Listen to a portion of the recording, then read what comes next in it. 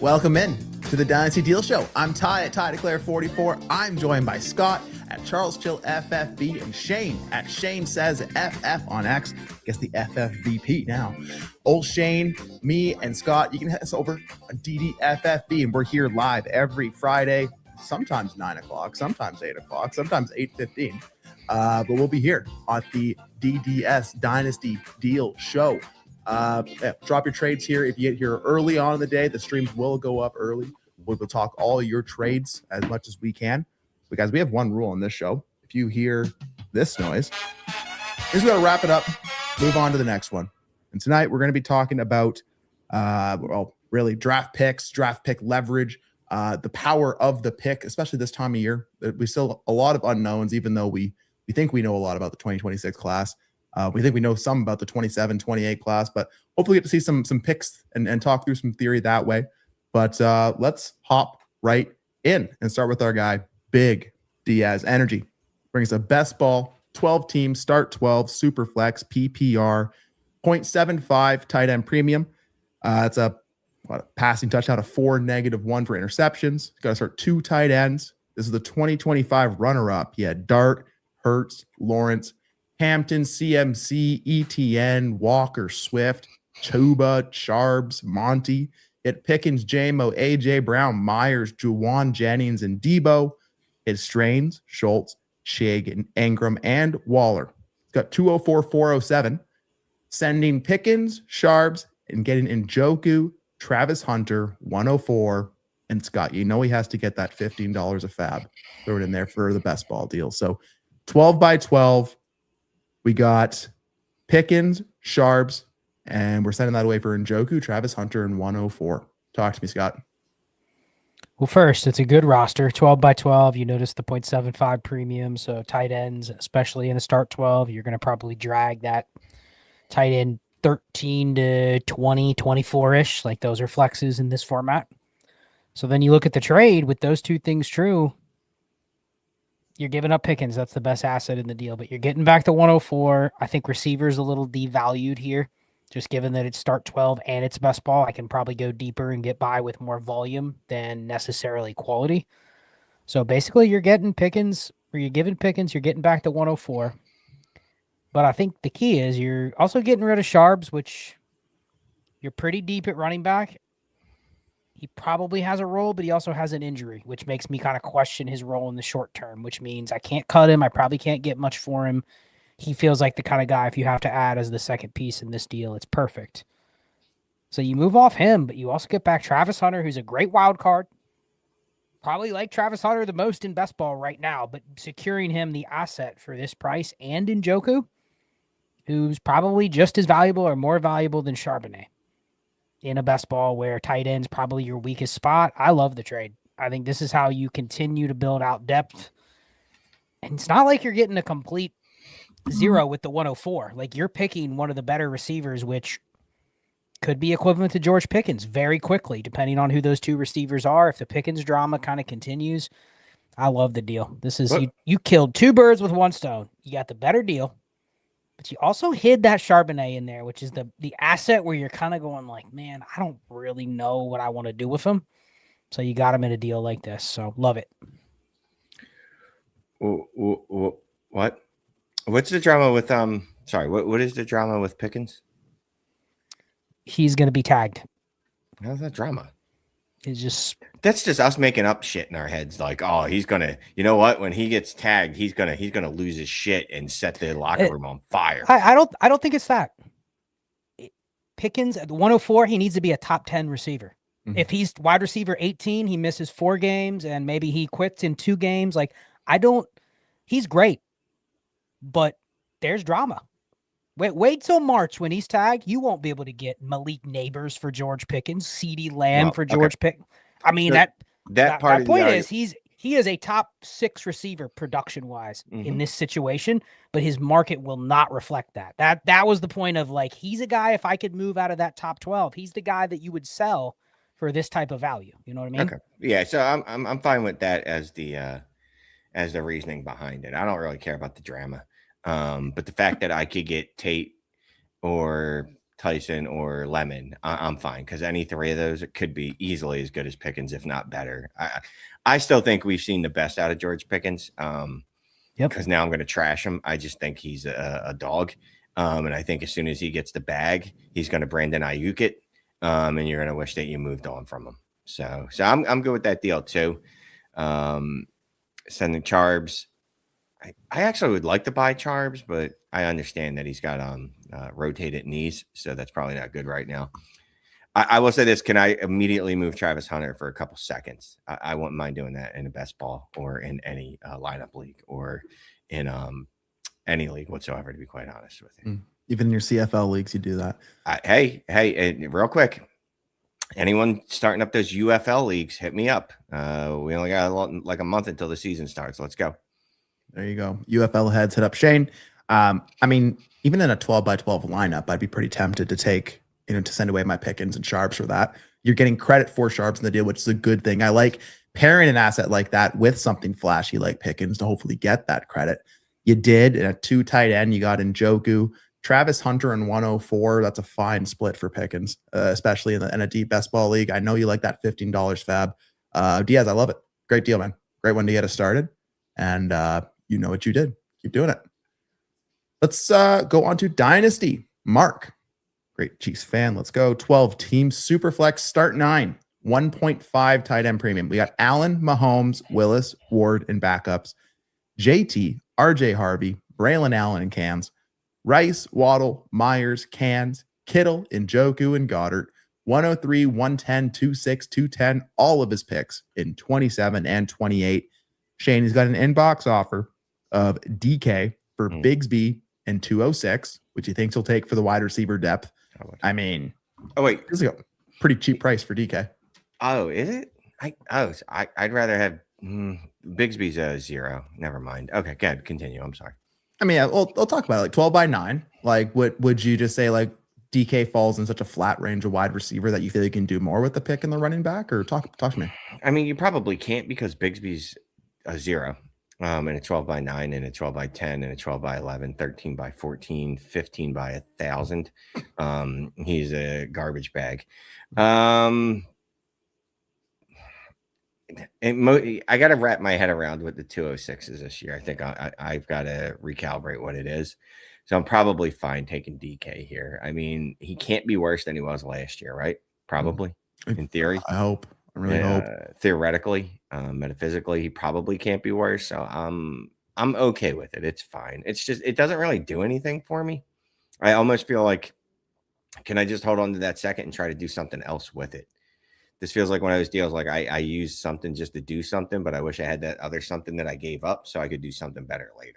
So actually, I'll just pass. I DK in a 12 by 9, I don't think he should be starting, to be quite honest with you. I'd like to think psychologically adding DK to a room of Rice, Waddle, and Myers would make me a little more flexible with my entire wide receiver room. But again, if I'm doing that for DK Metcalf, I'm probably not coming at it for the right reasons. But Shane, talk about the second one here. The second inbox offer is Lamb for 103 and a 27 first. My team is a playoff team, so the 27 first is projected to be mid to late. So mid to late 27 first and 103 for CD Lamb and a 12 by 9. Yeah. Yeah, I already accepted it. Yeah. I'll take that. Again, the 103 could be Mekhi Lemon, and then the 27 first is obviously valuable. But I know it CD Lamb is, even with George Pickens there, he's still an elite wide receiver 1. Notwithstanding, I guess he had like 17 points per game last year. Oh, Scott's going to tell you he's never been elite. Hold on. He's had one elite season. But again, eliteness is relative to what you're going up against. I'm not comparing it to historical marks. I'm comparing it to what he's going up against now. So yes, I would make that deal. I feel like I'd want to get something with a pick, not just pure picks. If I'm moving someone like CD Lamb, like, can I get either the 103 and the 27 first, and then an actual, like, legitimate, tangible, like, player? Like, do you feel like it'd be a little different on the other side of that deal, Shane? Where if you were selling your CD Lamb, you would want, like, what would you be looking for? I'd want the 103, and what wide receiver is in like a tier below? Can I get I can't get Chris Olave. That's smoking crack cocaine. I don't know. Who's a wide receiver 14 right now? 14. Yeah. That's I mean, if it's off this roster, arbitrary. I would want Rashee Rice in the 103. There you go. But I look Rashee at the Rice. 103 is the wide receiver 1 in this class. That's already a top 12 receiver in Dynasty. You're telling me there's going to be 3 receivers picked in the top 15 and I get to pick the number 1 guy? Like if it's Carnell Tate, if it's Mekhi Lemon, if it's Jordan Tyson, like that's already Nico Collins range. So like I'm already getting a tier down. I'm getting Garrett Wilson or Chris Olave with that draft pick. And I'm getting a 27 first. Like I don't think you really get better than that unless they're willing to do Rashee Rice and a 27 first. Like it feels like in a start 9, I would do this trade as because I'm Mark because I'm getting a tier up piece when it's in a league that's probably hard to find tier up pieces. And he does have like a pretty decent roster to pull from. Like he's also got the 110. He's got just Cam Ward and Malik Willis chilling there. Like he doesn't even really need them, but that's an extra piece you could sell if you wanted. So I don't hate that. If I did it though, I don't need to make the DK Metcalf trade, even though that's a good value trade. I think in a start 9, 206 is a dead pick. 210, 206. I mean, yeah, but you're thinking about it, you know, in and of itself, yes, by itself, but in congruence, in conjunction, in adverb with other things that you could use it with, maybe it turns into something better than DK Metcalf, who is a dead receiver. Well, but the way you play that is you look at range of outcomes. DK Metcalf's probably in the same range of outcomes Jalen Waddle. You could add the 210 to Jalen Waddle and probably get a 28 first. And I've literally just bought a cheaper fill-in for Waddle who's in my lineup and put DK in there, and I've netted a first out of the deal. So that's how you play it. If you're trading for DK and you're getting a good deal on him, it doesn't mean you're adding him. You just need to find something like Ty was saying. It opens up your receiver room as a whole to do something else, you know, because you're getting a good deal on DK. He can start for you as probably your last guy. Yeah, 100%. Okay. Well, hey, Dynasty Mark, I know we're going to hit you a little later on the show, so we'll leave that one there. I like getting a CD Lamb in a shallow league. Any chance I can pull that off, I'm pretty happy. Let's go to old C Jax 1. Yo, what's up? Send Ibuka and 108 for 105 and a 2028 first. So Scott, it's a 12 by 10. He's got Pat, May, Bijan, Javonte, Jettas, Neighbors, Olave, T, Amon-Ra, Adams, and Trey. Trying to flip 105 and Javonte for 101. Well, I mean, yeah, fingers crossed on pulling that off, my friend. But talk to me. Ibuka and 108 for 105 and a 28 first. It's a fair deal. I think Ibuka lines right up with these 3 receivers right now where they're going to go in this draft. Now, keep in mind, it is the 3rd guy. So I think you could argue Ibuka over the 105, maybe not the 103. 104 is probably fair range. The second part of the deal, I mean, how many times did we talk about, man, if you don't want to make the pick at 108, you take a 28 first. So I think 1 for 1, like I think both pieces of the deal are fair. It's a square deal. I could even sell myself on taking the Ibuka and the 108 as well. Now, I value a future first higher than probably a lot because like I don't want to give up my 28, 29, 30, 31, 32 first for a 108 because 108 just feels like a pick that I want to do something with that I don't have to do right now. So I'd rather just keep the future flexibility of something I can spend later. So that's what makes me lean the 105 and the 28 first. But I can see the other side. If somebody likes Ibuka as much as the 103, it's probably a pretty good deal, 2 for 2. Yeah. I feel like if I'm okay moving off that 108 for that 28 first, and then, yeah, just accept that instead of taking wide receiver 3 of the class, if we had to project today for Ibuka, yeah, that's a fine swap both ways. So I'm fine with that. So Shane, it is a 12 by 10. It's a PPR 0.5 tight end premium. There's no rushing perks here. He has 327 first. Now he has 228 first in the bank. He's got a smorgasbord of quarterback slags, including Willis, Brissett, Carr, Tanner McKee. Please discuss opportunities for these 2. So, Shane, I'm going to kick it to you for our Derek Carr segment of the show.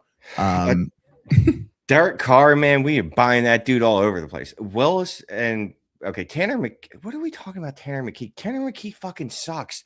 Does no one watch football?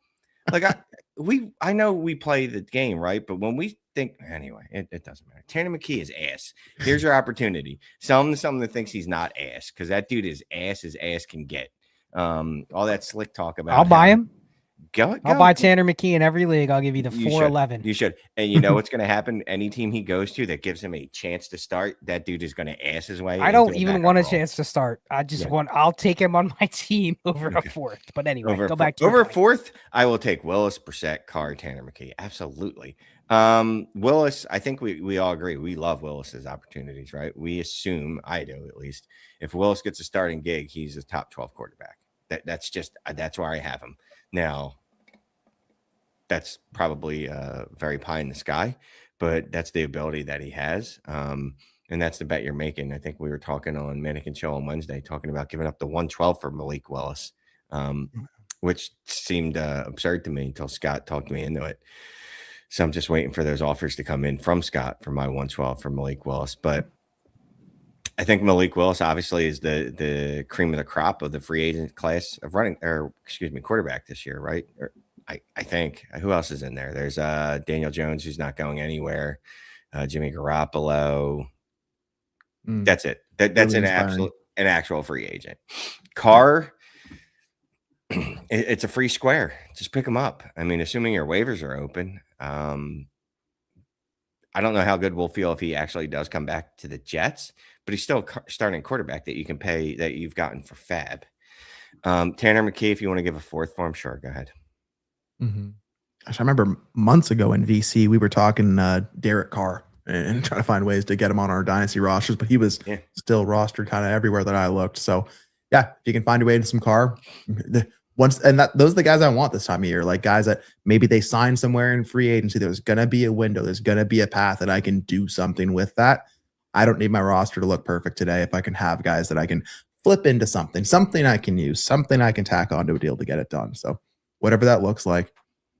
Hey, Shane, what does the FFVP stand for after your name? Vice President VP, bitches. Yeah, no, I'm a VP. Just got a job promotion. So now everyone has to refer to me as VP. I will not accept Shane. Shane is unacceptable. If you refer to me as Shane, I will not respond to you. I'm giving you warning ahead of time, right? Like tonight is okay. But after this, if you refer to me in any other way, you will not get a response.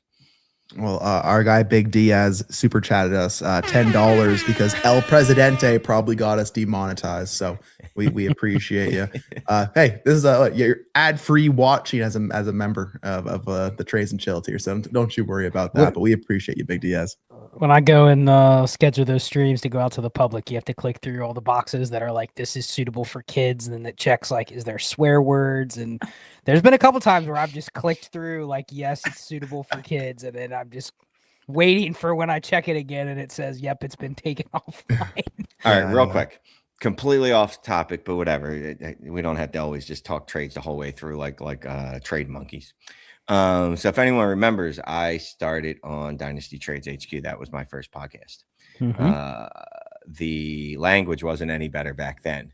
And we got an adult rating by Podbean or whoever does the ratings. And I believe it was Podbean because of my use of the F word.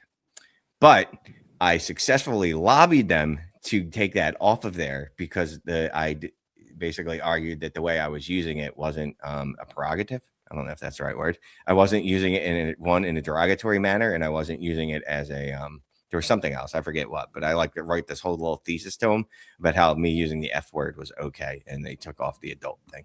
So it was a beautiful moment in my life. Nice. Shane fighting for your First Amendment rights here in these Dynasty Fantasy Football streets. Yeah, LVP, you are very correct. Awesome. Well, thank you, Diaz. We appreciate it. And we'll stick with Vapad here. So he has a trade ethics dilemma, Scott. If you're the commish, should you send a deal to the new manager immediately upon joining, particularly since you know the person taking the team? So full context, he brought his dad into a league and he offered, I think it's a 24 team start 7 relegation style league. I'm in there too.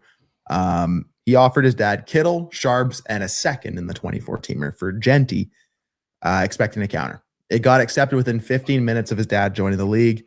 A manager shouted out collusion, and then Vapad reversed the trade. He gave everyone time to send a better offer, and someone did, and it was accepted. If he still hadn't done a deal, we were going to redo the original deal. So Space, just give it a time for everyone to kind of get a bite at the apple and have a shot. Depending on the details, no. So in that kind of situation there, Scott, like as a commissioner, like do you have to be mindful of that, or like any kind of trade ethics dilemma that pops out to you here? So the answer to the original question before I saw the context to his specific situation is no, I'm fine sending the new manager a trade. They enter the league, they pay their dues, especially if the league is there is no governor, there's no vetoes, there's no votes. Once they step in and take on the team and it says this team has taken over the team and they're assigned to it, then whatever happens, happens. Everybody has the opportunity to DM them or send them an offer and get the trade talks going. So no, I don't think it's bad etiquette to engage that manager right away. Even, I mean, it's probably a situation where you knew there was something on their team that you wanted, and you're glad it's somebody you know that's taken over the team. You can send them an offer. So no issue with that. Now, he invited his dad. He sent him a crushed George Kittle and a crushed Zach Charbonnet and a second for Ashton Genty. And I don't know what's more concerning, that you sent that, or first you invited your dad and then sent that right away, or your dad accepted it. And then the league, I mean, if I was in the league, I would be going, bro, come on. You know, it's your dad. Does he understand a baseline level of how to trade? Is there somebody that, did you just go get his phone and hit accept? I mean, there's a lot of questions that come into this.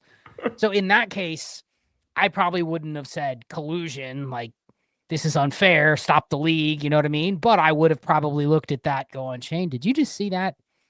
Like, should we say something? You know what I mean? Like, and we are the last show that is going to say veto a trade. Don't let people do what they want to do, even if we don't like it. But there's something fishy about that, Shane. Come on. Man, Shane. Kittle and Sharps and a second for Ashton Genty to your dad who just joined the league 15 minutes before. Which a second, which is essentially a third, like 301 at best. Yeah, either so you either murdered your dad. No, so Vapad has talked about his dad before, not in a bad way. I mean, just like basically not that he's a rube at it, but like he's obviously not like a sociopath like us at playing Dynasty. So I would say, no, you should not be trading with your father. This trade should be reversed, even though I don't even believe in that. Like, you're making me go against my religion. You should not be allowed to trade with your father. And quite frankly, your father should be in receivership, and someone should have to review his trades before they're allowed to go through. And I'm not saying a league veto. I'm saying just his trades need to be placed in receivership. Yeah, the father lore of it all didn't drop till a little bit later, but it was interesting to watch that one play out. It's going to be maybe a little quieter in that league going forward, Vapad. We'll see what happens, but we'll come back to you here with another one a little later on in the show. Let's go to Mr. Jordan Jackson. Part 1, he made 2 trades, but unfortunately didn't take Shane's offer, Shane. He did send Gadsden 103 and 108 for Bowers and Jalen Warren in a 12-team start 11 with 18 bench, Superflex, PPR, 6-point pass touchdown, 1.0, tight end premium, 0.5 points per rush and 0.15 points per rushing first down. The RBs also, I believe that's receive an extra 0.5 per reception. I have some more team stuff there, Shane, but you sent him an offer. He didn't accept it. And then he just accepted Gadsden 103 and 108 for Bowers and Jalen Warren. What did you think on this one? 2.0 tight end premium, right? Total, yeah. 2.0 tight end PPR. Pretty significant PPC, if I recall correctly. I mean, it's a lot. It's a whole lot, but it's Brock Bowers. You know what I mean? It's like, who's the number 1 dynasty asset in tight end premium league, Scott? Is it McBride or is it Bowers? One of the two. I mean, they're up there, top 4. I would have said Bowers just because the season ended, and I'm not sure McBride can get better. But looking at that McBride Trinity historically, I mean, even if he falls back, it's actually going to be hard for Bowers to replicate 85% of what McBride did this past year. So it's 1A, 1B, 1B, 1A. Yeah. Yeah, it's a lot, man. It is a lot. But again, I got to wrap my head around this 108 is not the 108 that we've known in the past, right? It's a different And getting Jedi. Warren back is sneaky. You could almost argue a guy like Warren close to nullifies the 108 in this class. And with this PPC, yes. So I'm fine with this. You literally got the, let's say, second highest asset in the league in fantasy football in this type of premium. So I'm good with it. Okay. So I'll add in the team context. We got Joe Burrow, Purdy, Wilson, and Zach Wilson, the double Wilson combo, Tyrod as well. Warren, Carter, Spears, Wright, Ollie, Xavier Scott, and Mostert. So the running back room led by Jalen Warren here. I also have Chase, Tez, Io Manor, McMillan, Coleman, Wicks, and Cans. It's got Kraft added to Bowers, Terrace Ferguson, Barner, Jonnu, Higgins, and Hooper. So pretty deep teams to start 11, 18 bench. Scott, just looking at the construction of that, does that change your opinion at all on the deal? No, it doesn't, because you're still getting one of those assets where even if you just said I'll wait 2 days and then try to split Bowers, I could probably get more than what I gave up. But I'm just cracking up, Mr. Jordan Jackson. I mean, you list Cans on there, but then you also list guys like Xavier Scott and Raheem Mostert. I mean, there's not many players below that, but yet there's Cans. So I'm very scared to see who the players that are below Raheem Mostert are. And I assume that's Russell Wilson. I assume was listed ahead of Zach Wilson. I mean, there's some Cans that made the list, so I want to know how dented are the cans. You ever seen that channel where they eat old canned foods from like World War II? Like that's the kind of cans you're talking about here. That has to be at the top of your YouTube algorithm. Dude, it is wild. Food. They'll go, we're eating this chocolate chip cookie in a can from 1940, and they crack it open and eat it. It's wild. It's wild. Fun fact. I'm gonna ask Gabe this one on the All Gas Trade Show there too, Jackson Tribe. But I can tell you the cans. There's Mechie, Kendrick Bourne, Noah Brown, Efton Chisholm, Jalen Naylor, Mac Hollis, Olamide Zacchaeus, Cowing still makes the list, and old Thornton as well. So lots of cans to go around. But we appreciate you, Mr. Jordan Jackson.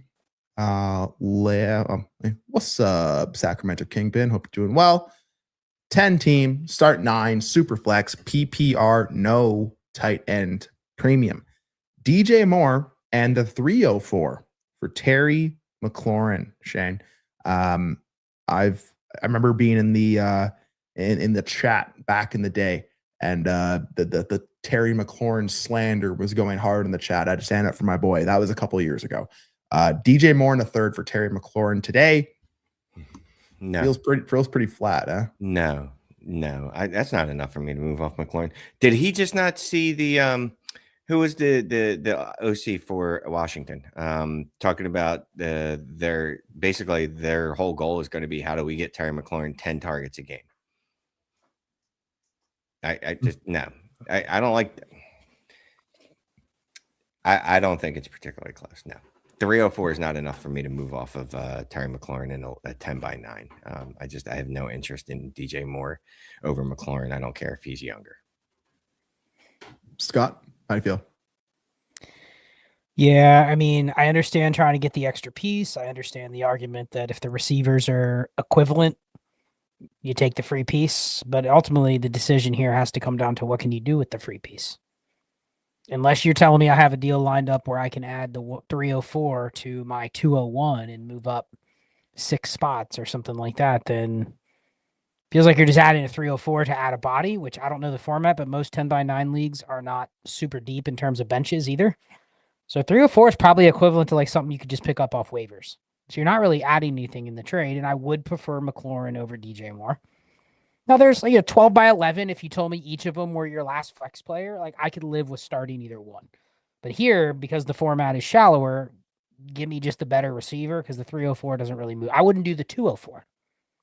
204 is getting to the range where I'm like, if I still can't do anything with the 204, I don't really want to make that swap either. McLaurin's good. Go look at his Trinity. He's good. Like his usage it's not elite, but it's next tier. It's up in the names with a lot of the names in Dynasty where you're like, man, that's a wide receiver 2, potentially could have a wide receiver 1 year. Like his usage is pretty solid. So maybe he's not as good as he was 2 years ago, but I think he's better than DJ Moore. You make a lot of arguments why it wasn't him that fell apart in Washington. It was everything, it was everything with and around him. So, yeah, still like me some Terry. Yeah, 10 by 9. Just give me the better player. Cool. Thank you, Sacramento Kingpin. Have a good one. So back to Dynasty Mark here. 10 team, 2 quarterback, start 10, 1.5 tight end premium. He's got Hurts, Herbert, Murray, and Willis, CMC, Barkley, Pollard, Charbs, Chase, AJ Brown, Waddle, Adams, Burden, Rome. He's got Kittle and Goddard, only 2/3 and 26 and all other picks. So 10 team, 2 quarterback, start 10. He offered Josh Allen and for Herbert. So Josh Allen for Herbert, a 27 first, and Rome Odunze. Too much to give up. Have good quarterback depth, but the allure of Allen is strong. So I mean, Scott, he has a pretty well constructed roster off rip. But 10 teams start 10. 2 quarterback. Is it worth the squeeze to give up Herbert, a 27 first, and Rome for Josh Allen? Typically, I would say no, especially in a 2 QB where you probably want to have at least 3 rostered here. You do have Willis and Kyler, so I kind of like having both of them as your wild card option. One of them is probably going to be a starter every week next year. It's a fair deal. I mean, it's a 10 by 10. Allen is probably a pretty significant boost to your lineup density, so probably 3 to 5% more than Herbert across your 10 starters. And it just comes down to, can I stomach giving away the extra piece? I mean, I look at his team. It's good, but I don't think necessarily moving Rome and a first in this deal is an overpay. But where it might be an overpay is, what else can I do with that? I can win with Herbert, Hurts, Kyler, and Malik Willis. My quarterback room is probably not the best in the league, but it's probably top 3, considering I have 4. 2 of them, I mean, Willis and Kyler, when they start, they're probably rivaling Justin Herbert in terms of when I can play them. So I kind of like the setup of his quarterback room. If you only had 2 QBs and you were just getting a pure upgrade here, I could live with it. But I think as soon as you acquire Allen and Hurts, you actually minimize your Kyler and Willis on your roster. Like, they get relegated to basically just nothing. And you're going to sit there and, every other week you're going to go, damn, man, Willis outscored Hurts or Allen this week. And you never even considered to play him. So I think you're stepping on your own toes by paying this much for an upgrade at a spot where maybe it doesn't feel great right now. But can I add Kyler to that trade instead of the 27 first? Maybe not. Can I add Kyler to the trade instead of Rome Odunze? I don't know. Like, if I can do that, I'd do it. But I kind of feel like you're getting a good deal, but you're also nullifying your own build by doing it, which in the end I think hurts you. And you're making a trade up, a very deleveraged deal in February. I don't think it hurt. Look, it doesn't hurt you. It never hurts you getting stronger. It literally never hurts you. But you're going to be forced now to go, I guess I'll take whatever I can get for Murray. I guess I kind of take whatever I want for, I can get for Willis. And you might not even think that, but that's what's going to happen. Because you're also going to be like, well, I got Josh Allen, I got Jalen Hurts. What do I care about these Or guys? you wait and you miss the window on both of them because you Right. wait. You know what I mean? Like, it is, you're nailed it. And honestly, if I'm just looking at the weaknesses of the team, I'd feel I'd prefer to probably upgrade.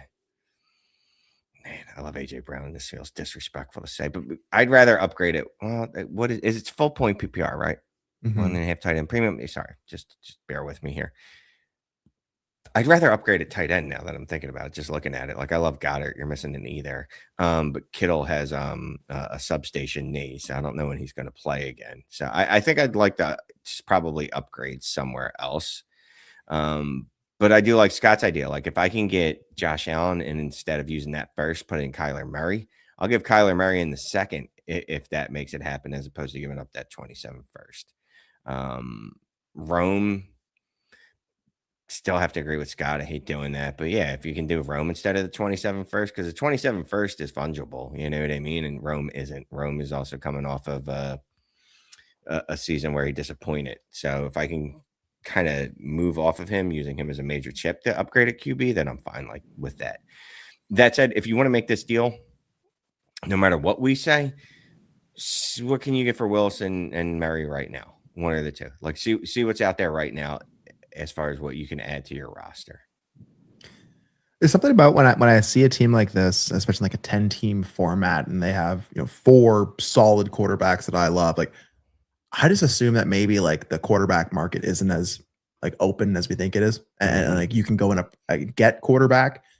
So if I already have 4 guys on the roster, I don't know if really upgrade is upgrade, and upgrading is awesome, especially in like a shallow league. But I don't know if the juice is worth the squeeze there, because those weeks where Josh Allen gets these 6 points, you're gonna double kick yourself. Did everybody else get that static sound, or is that just me? Yeah? Okay, so that's just me. All right. Okay, sweet. Yeah, thank you. That's a new sounder. Static. Yeah. I like it. We'll exchange that for not that one. Jeez. For this one, we'll make that static going forward for everyone else. Okay. But yeah, Mark, I restructure that deal a little bit. Yeah, that's one of those. I like going cross positional, but I wouldn't mind, using that quarterback value in this deal. Make sure it's right out of the gate versus betting I can make a subsequent move there. All right, let's go to Ritz Cracker 1258. 10-team super flex start 10 PPR 0.5 tight end premium 6 -2. We got Lamar, Willis, Kyler, Brissett, and Mariota, Achane, ETN, any running back on a 53. We got Puka, London, Olave, ZF. Zay Flowers. Zay Flowers. Thank you. Pierce, Hunter, McBride, Oronde Gadsden, and Dallas Goddard. Picks, no 26, 327 first, and their own 2028 first. Trade Jacobs 302, get ML 27, mid to late 27 first. Question, how comfortable are you with this quarterback room based on how shallow the league is? So Shane, I got a couple questions for you. Number one, what is your go-to cracker? Is it Ritz? Is it another type of cracker? Second, the trade here, Jacobs and 302 for a mid to late 27 first. And how are you with this quarterback room in the shallow of the league? So I'm a fan of the club crackers. What are those? Are those they're like buttery ones? They're club. Yeah. I think they're called club crackers. They're good. They're rectangles, not squares. Saltines are my go-to when I need to eat something, but don't want to eat really bad, because saltines have no calories, no fat, no sugar, just sodium. They literally have made it nothing but sodium. And they go great with peanut butter, which kind of defeats the purpose of eating them when you're not trying to fatten up, because peanut butter is probably the most fattening thing you could ever eat in your life, other than eating just pure lard. And yeah. And I already forget the second question. Jacobs and 302 for a mid to late 27 first in a 10 by 10. 10 by 10. Just looking at my running back room, a chain E10. Yeah, I'm good. I'll move him. I'll move him for that. That 27 class is supposed to be the bomb, right? It's supposed to be that good. You get your fourth one. You clear out the room for HN, for NETN there. Yeah. How much longer are you going to be able to move Jacobs for a first? He's 27, 28. I forget how old he is. He's elderly. I don't know that in the offseason, that's not really a deal that I would think I could actually make, to be honest with you. In point scoring season, I could see it, but I'm fine with doing that. Give me some flexibility, and you have the room to absorb that anyway. Instead of 304, though, or whatever the hell it is, can I just get a running back dart throw off of their roster? Mm-hmm. If I'm not mistaken, Josh Jacobs was born on February 11th of 1998. So happy birthday to Josh Jacobs. Seriously, 98. You know how old I feel right now? Yeah, he's 28 and we're calling him agent, huh? I was literally about to be like, oh, that makes him like 5 years old. Oh my God. Anyway, okay, sorry. But yeah, again, I want to try to avoid trade into running back for value at that they are for me. Jacobs, I think he is moving more and more to that what are you doing for me today type of an asset. Scott, looking at this quarterback room, Willis, Lamar, Kyler, Brissett, Mariota. 10 by 10. Are you okay with that quarterback room where it is in this kind of a league? I mean, I'm not okay with this as wouldn't be my first choice to build a quarterback room like this, but I think a good thing about it is you have an anchor, you hope in Lamar. You have, honestly, Ray and I are working on something really, really cool. And one guy that, like, if I could build a dream backup quarterback room, it probably includes Brissett and Mariota as two of the top 5 quarterbacks that could be backups. Probably Justin Fields is on there. I'm talking like 1-2 game samples. Like, if I need to start a guy, like, those guys are on the list. And then you have Kyler and you have Willis. I mean, at least you've had a good start on if I have to find a QB2 on a weekly basis, you have some pretty good options that you've listed. I'm also guessing in a 10-teamer, half the backups are still not rostered because people just don't value them as much in a 10-teamer. So I like being able to go with this type of quarterback room with the base that you already have. And that's also because you have Achane, Puka, London, Olave, Zay Flowers, Trey McBride. I mean, you have a ton of guys that are at the higher ends of their position. And then you also have the first. The only drawback, and I'm fine doing the Jacobs deal, the only drawback is in a 10-teamer, collecting the first can be good, but also how many quarterbacks do I want to draft next year? If the strength of the classes are 7 first-round quarterbacks, like the 10-teamer isn't the league I'm going, man, I'm taking 3 of them to hoard.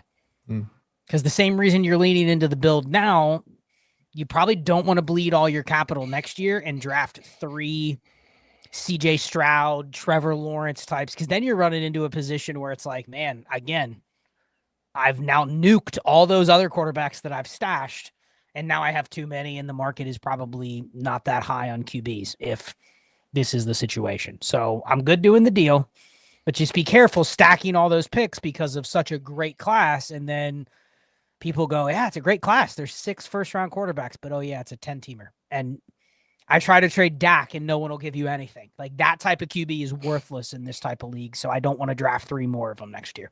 But good thing is you stash those picks. You do not have to spend them on quarterbacks. You can spend them before that. So I like it for now. Sweet. Thank you, Ritz Cracker. Yeah, I'm a buttery cracker guy myself, Shane. So I feel that. They're called club crackers, right? I think that's what they're called. They're Toll House Club, something like that.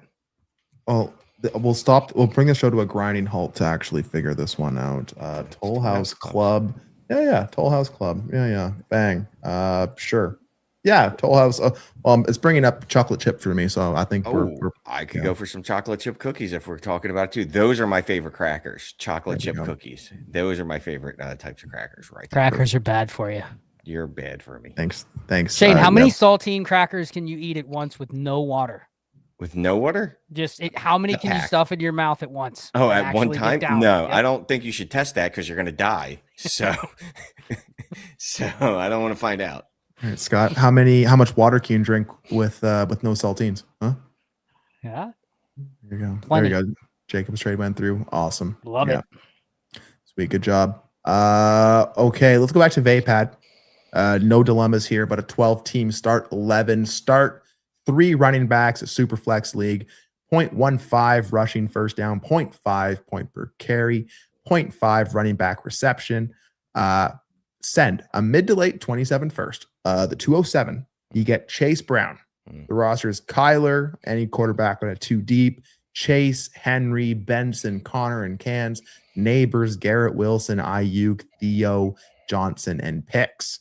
The picks he has are 102, 202, 302, 310, 227 first, 3 second, a third, and an extra 28 second.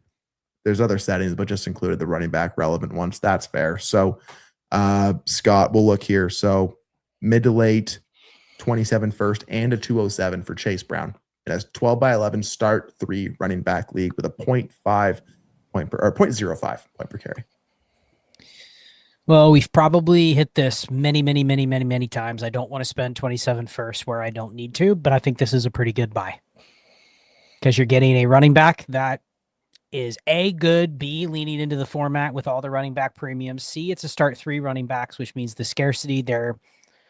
I mean, we were just in the Mannequin Show startup, Shane, start 3 running backs. I mean, people were taking guys like Chase Brown ahead of like the 103. Yes.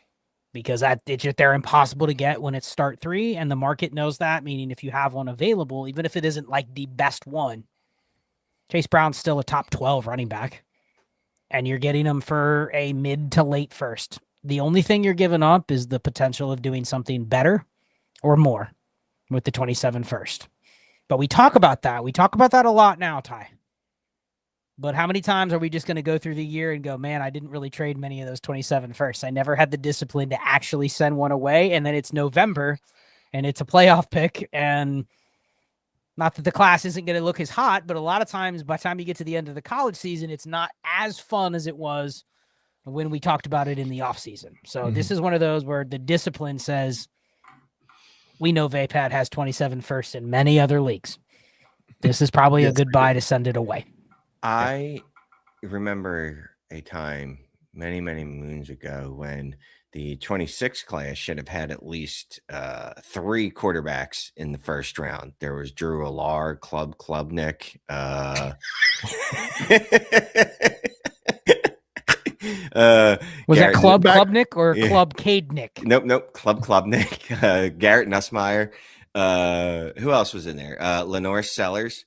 At one point, no BS. It looked like there could be 5 quarterbacks in this first round of our rookie drafts, and we are ending up with. I'll just check the math real quick.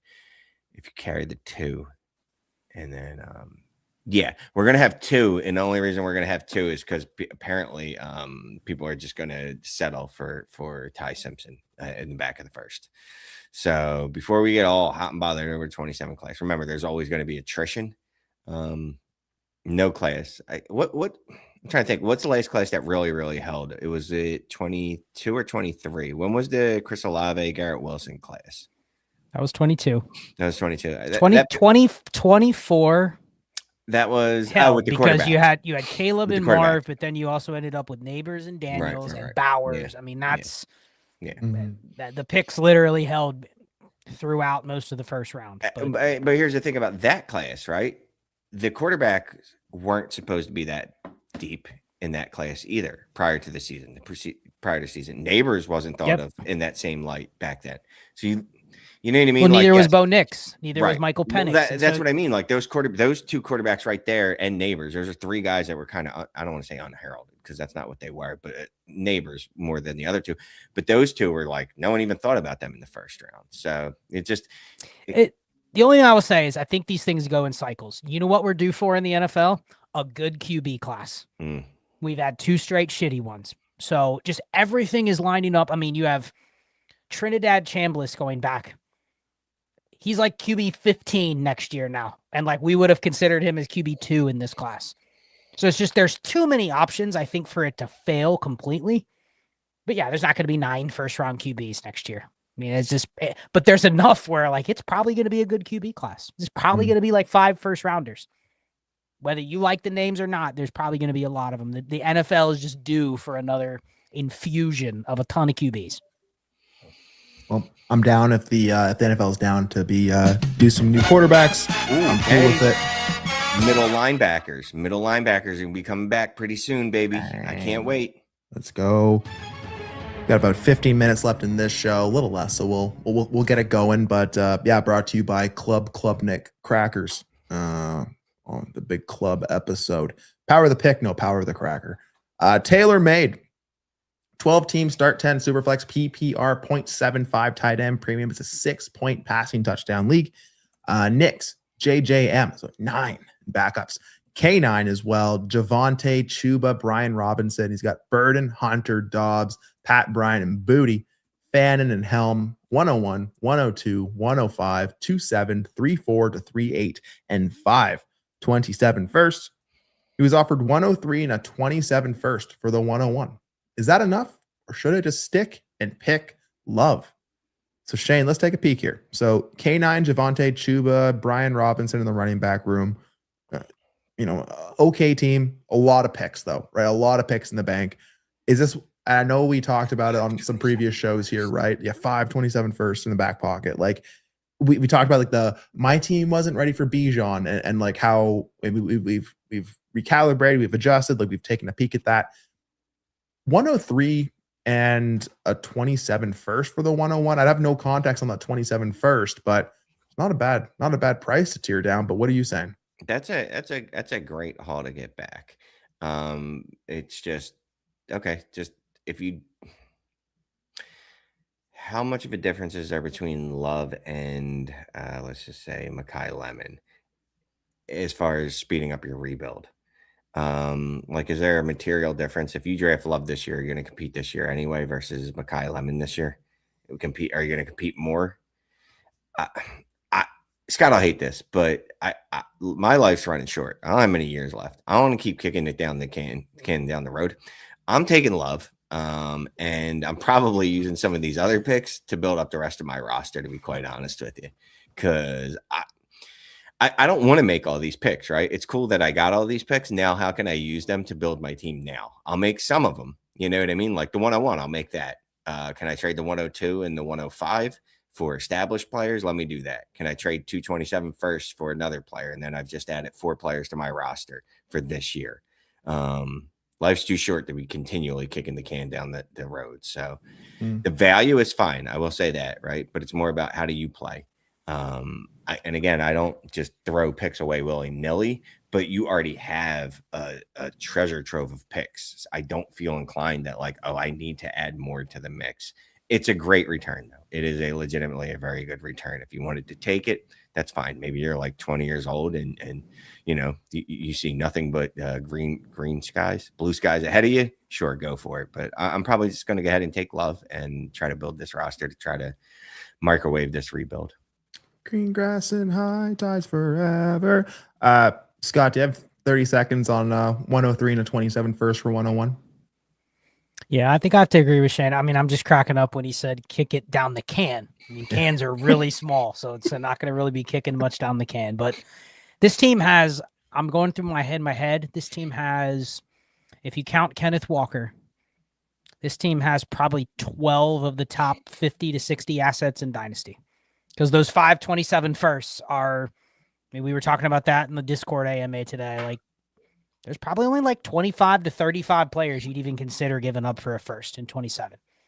So you have 12 of the top 60 assets. Now, you need some conversion into actual production. But you have, I mean, the premier 26 picks, right? 102, 101, 105. I mean, you've got in and then you got out. You don't have a lot of fluff there. So you have 8 premier picks plus Nix and Walker and Fannin, maybe Luther Burden, but like you have enough points on your roster. You just got to convert some of these. And this is definitely not a team where I'm like kicking it down the road another year and then hoping that I get another first. And you're getting to that diminishing return point, Ty, where you had another 26 first or 27 first. You own half of them now. So you're really putting yourself in a position where you're going to have even more work to do with converting those into points eventually. So I'm fine ripping the Band-Aid off now. Try to turn this into a winner. It's a good asset accumulation here. Yep. I've been on the other side of that where I have like a 104, 105 on a team. And I'm like, if I can get up to the 101, I'm willing to eat that price. So I can see it maybe from both sides there. I want to be probably convicted on that 27 first, but I'm sending it here in February of 2026. But I feel you. Good luck, TaylorMade. Scott, I'm going to stick with you here with Spartan Kick. 10 team, 1 quarterback start, 8 PPR 2.0 tight end premium. And yes, it's 3 PPR total for tight ends. Caleb, Hendo, Kyron, K9, Sharps, AJ Brown, Adam, Waddle, Bowers, Kittle. Trade Kenneth Walker and Parker Washington for Laporta, Dowdle, and Godwin. Talk to me. Spartan Kick, this will be the easiest question of the night. I would trade Kenneth Walker, Parker Washington, Rico Dowdle, and Chris Godwin to get Sam Laporta. You're getting 3 points per catch. I mean, Shane, if he just gives you like 75 catches, that's basically a wide receiver 8 before anything else even counts. Scott, real quick, if he gives you 4 catches, that's 12 points. Correct.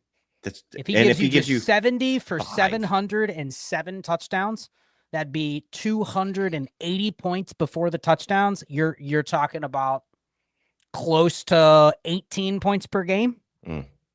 And that's like 70 for 700. Like, we know Laporta is capable of more than that. So yeah, just getting him in this league when you already have Brock Bowers and George, even if George Kittle is 80% of what he was, he's a flex. So 100%. This is just, they set this ridiculous tight end premium, and then I'm just curious as to like what the market is. Apparently they don't understand it if they're just giving you Laporta for stuff. Speaking of a flex, Russell Yost brings up pay to brag. 12 team, start 10, super flex, 0.5 PPR. Got the 101 and a 27 third for 103, 109, and Woody Marks. Shane's got Lamar, Dak, Stafford, Kyler, Cousins, Genty, Hampton, Barkley, Hendo, Rico, Amon-Ra St. Brown, Nico Pickens, Olave, Brian Thomas Jr., Pittman, Jennings, Henry, and Freiermuth. Is that pay to brag there? 101 and a third for 103, 109, and Marks. I mean, it's not wild. If I have the 101 and my team is just cheeks and I need to split the pick, I don't know that pick-wise that I could do better than 103 and 109. You know what I mean? Damn it. So it's not wild. Marks. What he marks. Anyway, sorry. But it's a good deal for you. I mean, when you look at it, what the 103 and the 109 are probably going to end up being. Yes, the 101 should be significantly worth more, especially now that we all like running backs again over the last 2 seasons.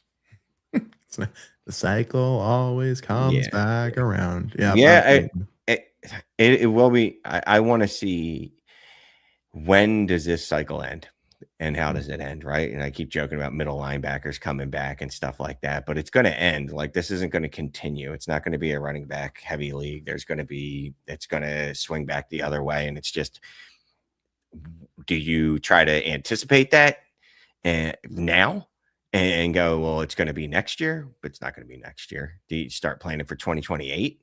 I don't know. Anyway, that's got nothing to do with this. Sorry. No, but that's questions we got to be asking ourselves all off season and beyond. So it's good to start thinking about that now. But I mean, looking at this team here, Russell, I mean, you move Marks out of your room that already has Genty, Hampton, Barkley, Hendo, and Rico. You just adding love to this team. Like, looking at the whole team, like I see no tight end premium, so I'm fine with Henry and Freiermuth. I'm up tiering to add the best player. You're gonna feel bad if you get like Genty's rookie season. So that's where just the expectations right now, like, just be cautious, right? Like, but here today, if you told me like getting 101 moves this team forward more than the collection of everything, I would probably agree with you. Maybe I'm knocking on every other door first to see what else I can do with those picks, but if not, I'm fine to take home a Jeremiah Love on this team. So good luck, Russell Yost. And Scott will stick with Russell here for the last one. 12 team, start 10, super flex, PPR, 0.2 point per carry. He got Willis for Monangai in the 312. Running backs Gibbs, Genty, Brown, and Scrubs gets the big thumbs up. Yeah, I mean, Monangai, it's not just you're giving up Monangai in the 312, but you're probably freeing up a spot from not having to make the pick at 312. I'm guessing quarterback is potentially a room you wanted to improve on. So yeah, I love this deal. Love it. This is exactly how you want to get. I was just listening to a pod before this, and they were talking about, paying that late first range, like we were saying for Willis. Like, this is the deal you send out to the Willis manager. And it doesn't even have to be Monangai. It can be, Blake Corum in a third, or, you know what I mean? Like, just 2 pieces that are valuable as placeholders, but you can backfill with bodies and you get something that could be a starter. So love this deal, especially with that running back room. I mean, come on. Yeah, good stuff. So you make that a start 3 running back, I start to talk a little differently. Those 3 running back leagues make you think a little different. But thank you everyone for coming out tonight. We talked a little pick power, right? We talked about some 27s, some 28s. What we do is some of these high end 26 first. So a big thank you to everyone that showed out tonight. So to Diaz, Dynasty, Mark, Ritz Cracker, C-Jax, Mr. Jordan Jackson, Sacramento Kingpin, Spartan Kick, Vapad, AJ McMahon, and Russell Yost. We thank you. Go have yourself a saltine cracker, put a little dollop of peanut butter on there, have yourself a great night, and we out of this thing. Peace.